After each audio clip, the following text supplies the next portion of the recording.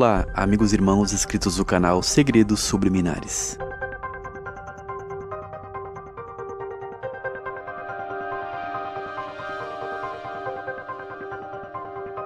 Estamos falando sobre MKUltra e o controle mental dentro da religião. No vídeo anterior eu falei sobre a Christy Ellen e a manipulação mental que ela sofreu na seita dos Mormons. Para complementar o assunto sobre os Mormons, veja algumas falas de um jovem que foi abusado nessa seita religiosa. Ele entrou no quarto e começou a me tocar daquele jeito, meio brincalhão que ele estava fazendo há alguns meses, no qual eu tinha dito para não fazer. Até mesmo bati nele algumas vezes e o empurrei para longe de mim. Mas dessa vez ele realmente ficou em cima de mim.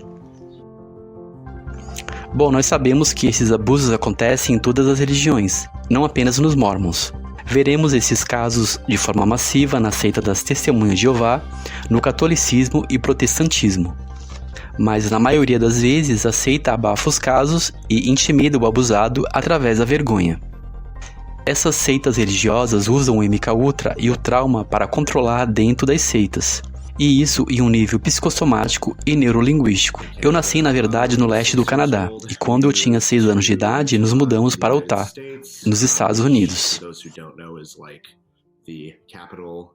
Que, para quem não sabe, é a capital do mormonismo. Eles acreditam que o evangelho completo de Jesus Cristo foi perdido na Terra por quase 2000 anos, depois que ele e os seus apóstolos morreram. E que teria sido restaurado através desse cara chamado Joseph Smith, no norte dos Estados Unidos, em Nova York. No início de 1800, um monte de coisas supostamente aconteceram, como Joseph Smith ter tido uma visão de Deus, e parte disso é que ele traduziu este antigo livro de escrituras sobre pessoas na América, cujos antepassados chamavam de Livro dos Mormons.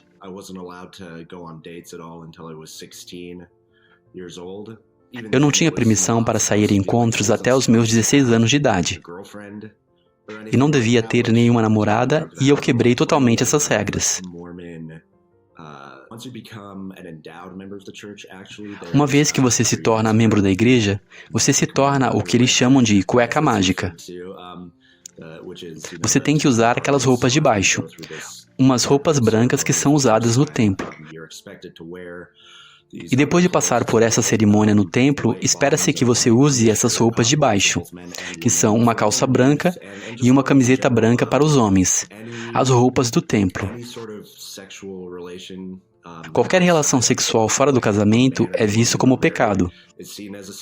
Eles ensinam como as mulheres devem se vestir e se cobrir. Não mostrar as partes do seu corpo, pois se fizer isso, estará incitando os homens aos pensamentos impuros.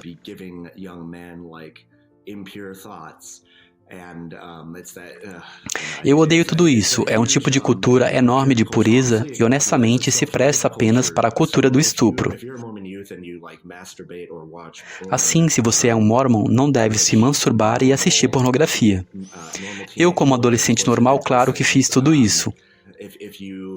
Mas se você for descoberto, isso é um pecado muito sério e precisa confessar. Bom, ele descreve aqui, na verdade, a cultura do puritanismo hipócrita presente na maioria das seitas e religiões.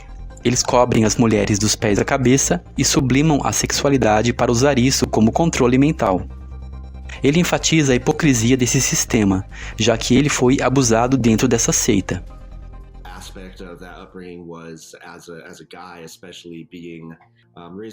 Eu fui criado com a perspectiva de servir uma missão de 2 anos para a Igreja dos Mormons.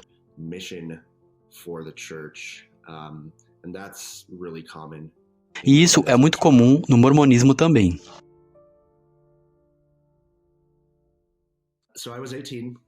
E quando eu tinha 18 anos, eu fui para uma missão e fui chamado para o Brasil. Você não pode escolher para onde vai, e como missionário você não tem muito contato com a sua família, exceto por e-mail e uma vez por semana através de cartas. E uns 2 telefonemas por ano, uma vez no Natal e outra no Dia das Mães. A falta de contato com sua família é muito difícil para esses mormons, que estão servindo como missionários. E isso levou muitos mormons a desenvolver sérios problemas de saúde mental, especialmente para muitas coisas que eu acabei lutando, especialmente na minha missão, que se tornou extremamente difícil, nos quais eu não tinha a quem recorrer. Como missionário mormon, você geralmente sai em dois, que é você e um parceiro de trabalho. Basicamente, passam a morar juntos, comem juntos, trabalham juntos, dormem no mesmo quarto, mas não na mesma cama, é claro.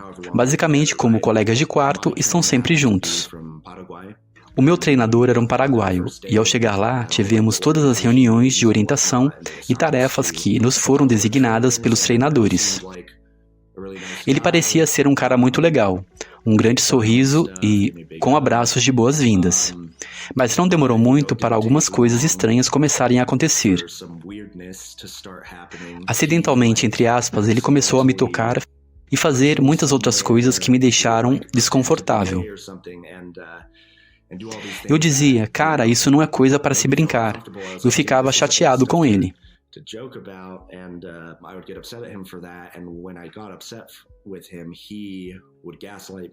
Mas ele dizia, cara, eu estou apenas brincando, relaxa, me levando a manter o meu silêncio por vários dias.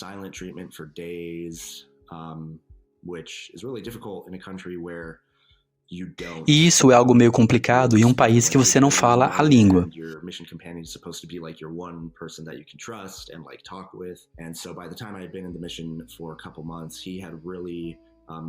Em alguns meses, ele se tornou um grande manipulador e fez um bom trabalho em desgastar as minhas defesas emocionais.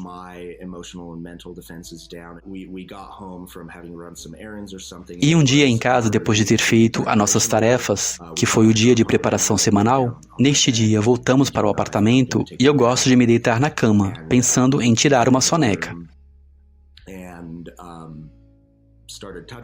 Então ele entrou na sala e começou a me tocar daquele jeito, meio brincalhão, no qual eu tinha dito para não fazer.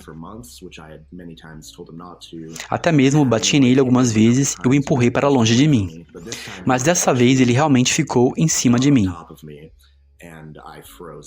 Eu literalmente congelei, porque ele era realmente maior e mais forte fisicamente do que eu.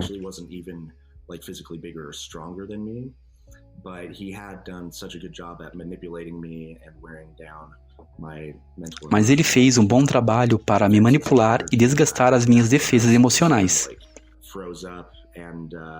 Então ele me agrediu sexualmente e me atacou sem o meu consentimento.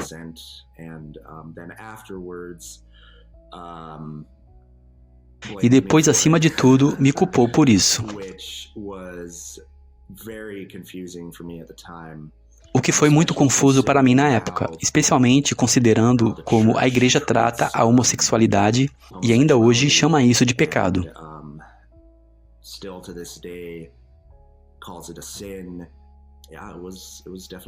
Foi definitivamente um tipo especial de inferno pelo qual eu passei. Porque depois dessa primeira vez, ele passou a fazer isso mais e mais vezes.